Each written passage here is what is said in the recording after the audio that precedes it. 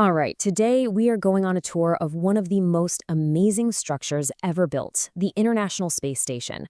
We're going to step inside and see it not just as a piece of incredible machinery, but as a real home, a world-class laboratory, and, a symbol of what we can do when we work together, all while floating 250 miles above our heads. So let's get started.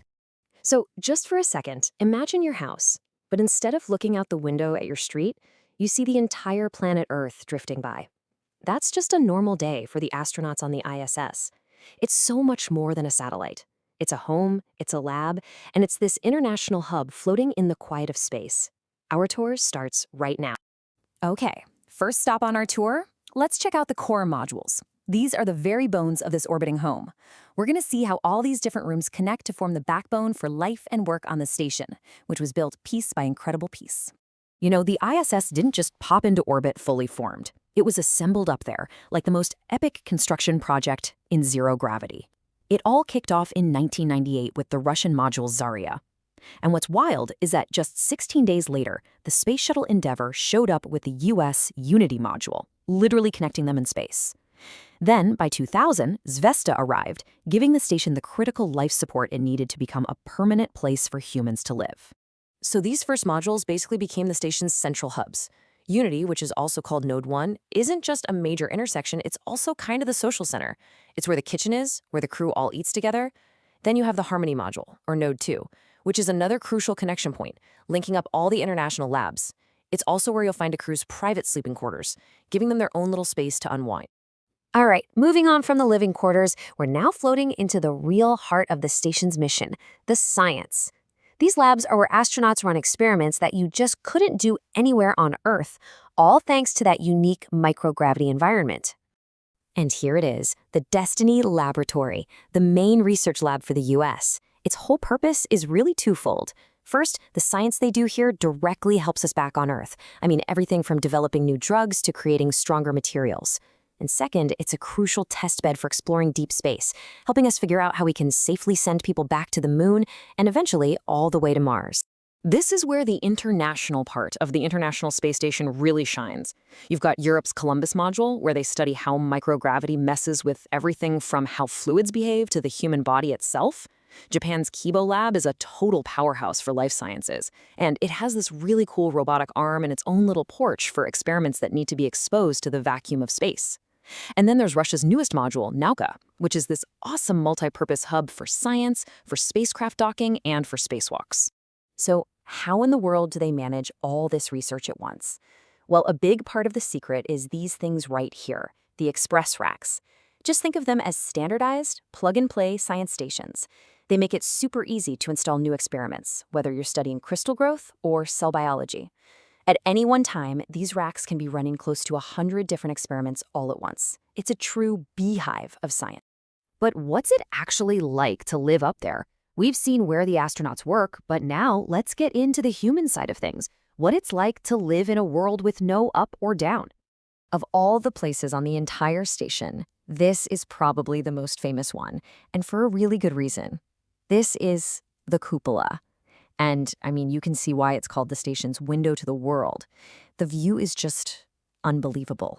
But this 7-window dome is so much more than just a place to get a great photo. It's a really important scientific observation post. This is where astronauts carry out the Crew Earth Observations mission.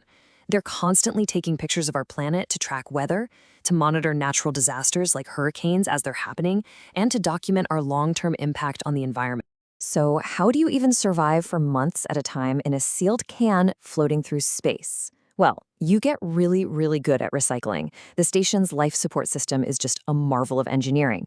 It's constantly cleaning carbon dioxide out of the air, and it reclaims every single possible drop of water, from an astronaut's breath, their sweat, even their urine, and turns it right back into pure, clean drinking water.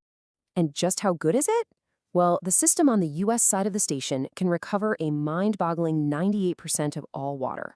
That level of efficiency isn't just amazing for the ISS, it's absolutely critical technology for future missions to the Moon and Mars, where every last drop is going to count.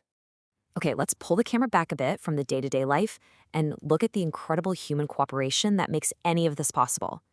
The station isn't just one country's project. It's really a monument to what we can all achieve when we decide to work together.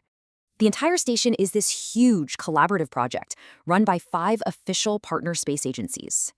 And together, those agencies represent 15 different countries, all working in lockstep in orbit.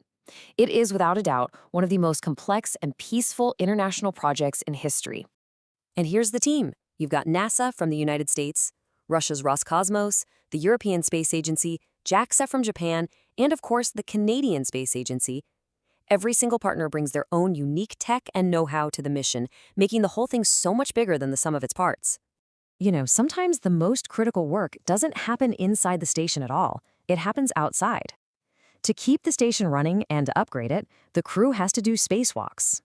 American and European astronauts usually head out through the Quest airlock, while Russian cosmonauts often go through the Poisk module. These EVAs are incredibly challenging, but they're absolutely essential for keeping this amazing machine in perfect working order. So, after more than 2 decades with people living on board continuously, what's the tangible result? Let's take a look at the incredible scientific legacy of this permanent home in the sky. The sheer amount of science is just staggering. Since the very first crew showed up back in November of 2000, more than 4,000 different scientific investigations have been done on the station. And all that research has led to real, tangible results right here on Earth. It's generated over 4,500 published scientific papers, contributing to breakthroughs that benefit every single one of us. The International Space Station has been this incredible beacon of teamwork and a fountain of knowledge. It taught us how to live off our planet and gave us a view of our homeworld like nothing else.